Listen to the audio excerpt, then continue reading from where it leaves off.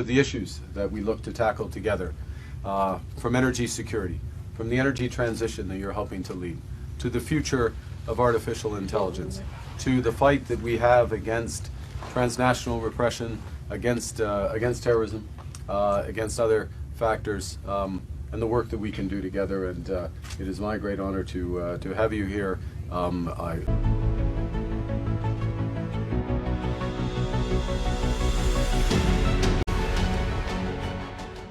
Welcome to Concessions. I'm Muqtadar Khan, your host, and today I'm going to talk to you about the improvement and rapprochement between India and Canada.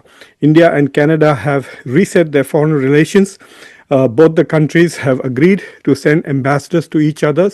Because both are members of the Commonwealth, the ambassadors to each other are usually referred to as high commissioners. So Canada will send a high commissioner to India, and India will send a high commissioner to Canada. As you all recall, the relationship had deteriorated significantly since 2024 when Canada had accused India of killing a Sikh activist whom India labeled as a Khalistani terrorist, Hardeep Singh Nijjar. And then everybody knows what happened. Things got really bad, and ultimately ambassadors were withdrawn, and both the countries have accused each other of violating sovereignty, etc. And then, of course, Trudeau, who was then the Prime Minister of Canada, resigned as Prime Minister, and a new Prime Minister, Carney, was elected. Carney invited Prime Minister Modi to the G7 summit, which Canada is hosting. And on the sidelines of the summit, there was a bilateral meeting in which both countries agreed to reset their relations, improve their essentially cooperation in the area of energy, artificial intelligence, education, etc. But what is interesting is that it was very clear that there is a lot of opposition in Canada, not only from the Sikh community and supporters of Khalistan in Canada, but also from others who are demanding that Canada respects human rights and have accused India of what they call as transnational repression. The issues that we look to tackle together, from energy security, from the energy transition that you're helping to lead, to the future of artificial intelligence, to the fight that we have against transnational repression, against terrorism, against other factors, and the work that we can do together. And it is my great honor to have you here. Which means that India is committing acts of violence in a foreign country against foreign citizens. But what is interesting is that when Carney was asked these questions as to why he had invited Modi to the G7 summit, India is not a member of G7, but the presidents or the presidents who are hosting the G summit have some freedom to invite other members, such as, for example, Carney invited the president of Mexico, invited Lula, the president of Brazil. He also invited Mohammed bin Salman, the crown prince of Saudi Arabia, who declined to come, by the way. And he also invited other guests that he would like to host in his country, such as the president of South Korea. But when he was asked why he invited Prime Minister Modi, he said that India is an important country, it's the fifth biggest economy, it is critical for supply chain. And he also said that India had agreed to cooperate with Canada on the issue of rule of law and fighting transnational repression and terrorism. So what he actually told the Canadians when asked this question, that India had changed its position and was now willing to cooperate with Canada on the investigation with regards to Hardeep Singh Nijjar's assassination. India had denied this from the very beginning and called it absurd, but eventually India's position was a bit weakened after the Americans caught and extradited and locked up Nikhil Gupta, who was also accused of coordinating similar activities in the United States, trying to kill another Khalistani supporter, Gurpatwant Singh Pannu. These people are wanted as terrorists in India. India's National Intelligence Agency lists them as wanted terrorists. But since they have not committed crimes either in the US and Canada, and the US and Canada have not accepted India's claim that they are terrorists, these people enjoy a lot of freedom and basically organize activities which are clearly detrimental to India's territorial integrity, such as holding referendums for secession, for the creation of Khalistan, an independent Sikh state in the Indian state of Punjab, and so on. So in the meeting and in the video that you saw, it was very interesting to see that Prime Minister Modi praises the importance of India-Canada relations and talks about future cooperation, but does not talk about anything about India's initial reasons for getting angry with Canada, which was one, that Canada provides safe haven to Khalistani terrorists. India supports Khalistani terrorists. Canada supports Khalistani terrorists.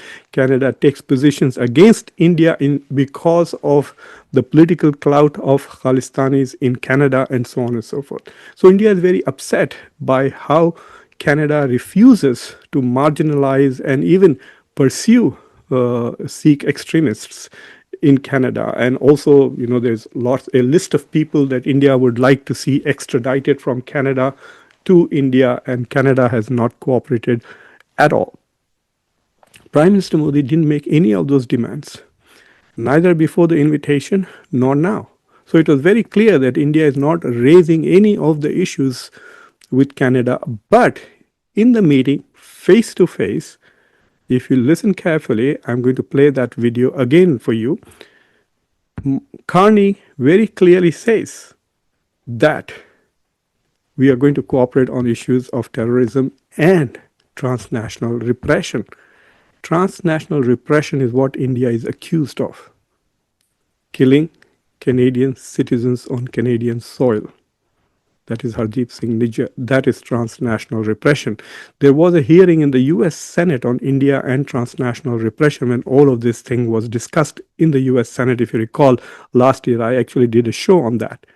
So it is very interesting to see that Canadian Prime Minister, who is reaching out to India, is under pressure domestically, raises the issue on the face of Modi about transnational repression and says that we are going to cooperate on this. But Modi does not raise any issue of Khalistanis, separatism, Canada's support for terrorism, Canada's becoming a safe haven for Khalistani terrorists, Canada refusing to extradite several Khalistanis and terrorists who are wanted in India for committing terrorist acts in India, any such thing. And to me, that was very surprising. It appears to me that Prime Minister Modi has made concessions to Canada, 2 concessions, in order to get an invitation to G7. One concession was basically not raising this issue of Canada's support for Khalistan movement. And number 2, he also made this concession of agreeing to cooperate with Canada on this issue of law and order, or basically investigating the role of India in the assassination of Hardeep Singh Nijjar. Canada has intelligence and some evidence that India was involved in killing Nijjar.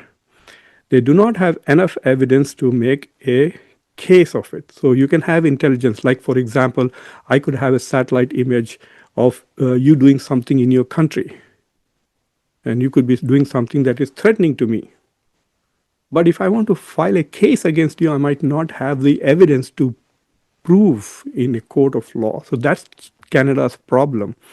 And for the last 2 years, it has been asking India's cooperation into bridging that gap between intelligence and evidence that they can use to prosecute Indians, which is quite interesting, isn't it? So I think India has made 2 concessions to Canada to improve India-Canada relations. And maybe Carney is saying these things for his domestic consumption and invoking the term of transnational repression, but it is possible that he might have privately made some assurances to Prime Minister Modi saying, don't worry, we will not pursue this any further. But regardless of what has happened behind the scenes, I can tell you this much, that in front of cameras, it's very clear that India has not made any demands of Canada. made two concessions to Canada. But the good thing is that US-India-Canada relations have been reset. They are exchanging ambassadors, and hopefully things will get better with regards to visa processing and people-to-people relations. Canada relies heavily on Indian students and temporary Indian workers, especially in the tech industry. And India also relies a lot on Canadian investments, and a lot of Canadian retirement funds in the excess of, I think, $15 billion are invested in India, and also investments by Canadian companies. Modi actually mentioned that.